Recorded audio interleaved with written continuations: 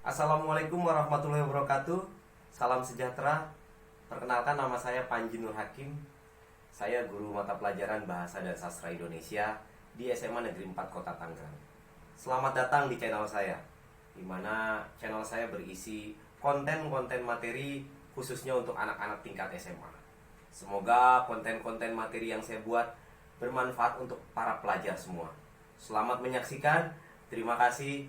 Wassalamualaikum warahmatullahi wabarakatuh. Assalamualaikum warahmatullahi wabarakatuh. Salam sejahtera anak-anakku kelas 11 IPA 4 dan 5 SMA Negeri 4 Kota Tangerang. Apa kabar kalian? Semoga kita selalu diberikan kesehatan dan perlindungan. Amin. Baiklah anak-anakku, selamat datang di video pembelajaran Bahasa Indonesia kelas 11. Ini adalah video pertama, materi pertama. Materinya tentang memahami teks prosedur. Nah, nanti di setiap materinya Bapak akan buatkan menjadi beberapa video pembahasan. Untuk video pembahasan kali ini, materinya hanya seputar tentang pengertian, struktur, dan juga ciri-ciri teks prosedur. Oke, anak-anakku, sambil menyimak video pembelajaran ini, silahkan kalian boleh sambil ngemil dan juga sambil minum teh hangat atau boleh juga coklat hangat. Ya, anak-anakku, memahami teks prosedur. Sebenarnya teks prosedur ini adalah teks yang mungkin sudah kalian kenal ya. Karena teks prosedur ini adalah teks yang cukup dekat dengan kehidupan kita. Kalau kalian paham dengan pengertian prosedur, prosedur itu kan sebuah tahapan ya, sebuah langkah-langkah. Jadi kalau kalian melakukan sesuatu atau ingin melakukan sesuatu, itu bagusnya atau idealnya itu harus sesuai dengan langkah-langkah atau tahapan-tahapan. Agar apa? Agar sesuatu yang kalian tujukan itu bisa kalian kerjakan dengan baik dan lancar tentunya.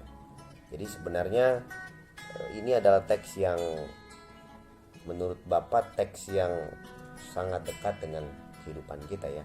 Cuma mungkin kita kurang memahami saja gitu ya. Baiklah anak-anakku, kita mulai dengan pengertian teks prosedur. Pengertian teks prosedur. Teks prosedur adalah teks yang berisi langkah-langkah atau tahapan-tahapan ya, atau tahapan yang harus dilakukan untuk mencapai suatu tujuan. Seperti yang tadi Bapak jelaskan, kalau kita ingin mendapatkan gitu atau mencapai suatu tujuan dengan baik gitu ya, dengan lancar, maka lebih bagusnya kita harus tahu langkah-langkah apa atau tahapan-tahapan apa yang harus kita lakukan agar tujuan itu bisa tercapai gitu ya. Jadi secara sederhana pengertiannya seperti itu ya, teks yang berisi tentang langkah-langkah atau tahapan yang harus dilakukan untuk mencapai suatu tujuan. Kemudian teks prosedur kompleks itu diklasifikasikan menjadi 3 jenis gitu ya. Yang pertama, teks yang memuat cara penggunaan alat, benda, atau sejenisnya. Misalnya cara menginstal komputer.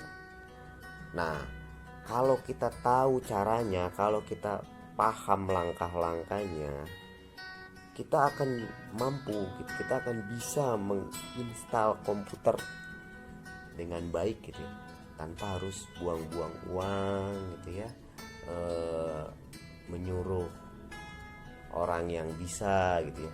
Kita sendiri sebenarnya bisa melakukan itu. asalkan sesuai dengan prosedur atau langkah-langkah. Kemudian yang kedua, teks yang memuat cara melakukan suatu aktivitas, misalnya cara memasak nasi goreng atau cara memasak ayam goreng, ya. Atau misalnya aktivitas lain seperti cara menyusun laporan atau cara membuat visa atau paspor, gitu ya. Nah, jadi klasifikasi yang kedua itu adalah teks yang memuat cara untuk melakukan suatu aktivitas. Lalu yang ketiga, teks yang berisi kebiasaan atau sifat tertentu, misalnya kebiasaan hidup sehat, berarti bagaimana cara hidup sehat, ya. Atau cara-cara untuk mengurangi mengurangi berat badan, misal gitu ya, bagi yang merasa badannya berat gitu ya. Itu kalau misalnya tahu tahapan, tahu langkah-langkahnya, ya bisa tetap sehat gitu ya. Kan sekarang banyak tuh diet sehat. Ya itu ya. Jadi maksud kita pelajari teks ini tuh agar kita paham, agar kita tahu langkah-langkahnya gitu ya. Kemudian tahapan-tahapannya, intinya ya agar kita tidak melakukan sebuah kesalahan gitu ya, atau mendapatkan sebuah kesalahan dalam mencapai suatu tujuan. Oke. Kemudian selanjutnya struktur teks prosedur. Nah, struktur teks prosedur itu diawali dengan judul ya. Sebenarnya kalau judul itu ada di semua teks lah ya. Jadi judulnya apa? Misalnya judul teksnya itu membuat kue pelangi gitu ya. Itu judul teks. Kemudian di bawahnya judul itu pasti pembukaan. Biasa kalau dalam teks itu ya ada pembukaan. Nah, pembukaannya itu biasanya tuh membahas tentang kue pelangi ya. Kue pelangi itu kue apa gitu ya. Kemudian berasal dari mana gitu ya. Kemudian tujuan membuat kue pelangi itu untuk apa gitu ya. Nah, dari judul kemudian pembukaan. Nah, ini di paragraf pertama biasanya pembukaan ya. Kemudian alat dan bahan selanjutnya ya, di paragraf selanjutnya itu alat dan bahan, atau dirangkum menjadi satu menjadi material ya, alat dan bahan. Alat apa, bahan apa. Misal tadi ya, membuat makanan nasi goreng misalnya ya. Alat yang kita perlukan apa saja? Tentunya penggorengan, atau bahasa gaulnya itu kuali gitu ya. Lalu alat selanjutnya yang kita pergunakan adalah spatula atau susuk gitu ya. Jangan lupa kompornya gitu ya. Lalu bahan-bahannya ya nasi, kemudian telur, bawang putih, bawang merah, cabai dan lain sebagainya ya. Bisa ditambahkan dengan topping-topping lain seperti jamur dan lain sebagainya gitu. Jadi harus dipisah ya antara alat dengan bahan. Alat apa, kemudian bahan apa. Lalu nah ini dia nih yang sangat penting di teks prosedur, yaitu langkah-langkah cara membuat nasi goreng yang enak ala Chef Juna ya. Baca resepnya gitu. Nah, kalau langkah-langkahnya dilakukan dengan benar, itu pasti nasi gorengnya mirip-mirip dengan yang dibuat oleh Chef Juna gitu kan. Tidak mungkin seorang kok itu memberikan resep makanan yang palsu ya, atau resep makanan yang tidak pas ya. Jadi patokannya ada di sini ya. Untuk teks prosedur itu patokannya ada di langkah-langkah. Apapun lah, tidak hanya makanan. Misalnya langkah-langkah untuk hidup sehat, bagaimana langkah-langkah membuat KTP itu, bagaimana awalnya harus bagaimana gitu ya, dan seterusnya. Jadi perhatikan di langkah-langkahnya, ikuti langkah-langkah yang benar sesuai dengan anjuran. Kemudian yang terakhir itu penutup ya. Jadi penutup itu ya bisa kesimpulan, biasanya sebuah kesimpulan ya, oh ternyata nasi gorengnya sangat enak gitu ya.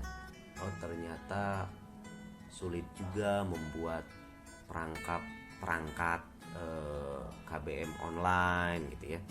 Jadi biasanya penutup itu isinya kesimpulan dari langkah-langkah atau tahapan-tahapan yang kita kerjakan gitu ya. Nah ini struktur teks prosedur. Next, nah ciri-ciri teksnya yang pertama ya pasti berisikan langkah-langkah ya, namanya juga teks prosedur ya. Itu ciri mutlak ya, harus, mesti, kudu, wajib ada. Kemudian ciri yang kedua berisikan penjelasan mendetail gitu. Jadi penjelasan itu dalam ya. Jadi kalau kalian baca resep makanan ya, itu biasanya resep makanannya benar-benar dirinci ya, ukurannya, takarannya itu ya, benar-benar detail gitu ya, tidak sembarangan ya. Lalu yang selanjutnya bersifat informatif, jelas, karena ini mengandung informasi ya kan. Dengan kita membaca teks prosedur maka kita tahu cara melakukan apa gitu ya, tahu cara membuat apa gitu ya. Jadi isinya itu pasti informasi. Lalu bersifat objektif, ya harus ya. Jadi bukan fiktif ya. Jadi benar-benar nyata gitu ya. Benar-benar konkret. Selanjutnya bersifat universal, artinya ya bisa masuk di wilayah mana saja. Misal nasi goreng, saya yakin nasi goreng di Aceh juga ada gitu ya. Saya yakin nasi goreng di Papua juga ada, di kota-kota yang lain juga ada gitu ya. Jadi dia sifatnya universal, bisa masuk di mana saja. Yang terakhir bersifat logis itu ya sesuai takaran kemampuan berpikir kita ya, konkret lah istilahnya ya. Jadi tidak mengawang-awang ya. Jangan buat teks prosedur langkah-langkah cara menangkap tuyul misalnya, itu kan tidak logis ya. Atau langkah-langkah cara menggandakan uang, itu kan tidak logis ya. Jadi tidak bisa masuk dalam teks prosedur walaupun isinya langkah-langkah ya. Jadi langkah-langkah yang sifatnya logis. Nah barangkali itu ya, memang karena videonya saya buat beberapa pembahasan, tidak disekaligus-kan, jadi ya materinya juga tidak terlalu lama gitu ya. Saya mengakali agar kalian itu tidak terlalu lama menyimak gitu ya, karena saya yakin sebenarnya daya simak manusia itu ya paling kuat hanya sekitar 15 menit ya. Jadi untuk mengakali itu akhirnya nanti saya akan buat video pembelajaran sambungan dari video ini ya, video pembelajaran teks prosedur bagian kedua. Nanti pembahasannya tentang kaidah dan juga contoh-contohnya ya. Jadi untuk pembahasan di video ini ya cukup sampai ciri-ciri. Nah, nanti kalau mau ada pertanyaan silakan kalian bisa langsung japri ke saya melalui Telegram ataupun WhatsApp ya. Jadi saya buka forum pertanyaan ya. Jangan lupa sertakan identitas ya kalau bertanya itu ya, nama, kelas apa gitu ya. Jadi saya tidak bertanya lagi. Oke anak-anakku,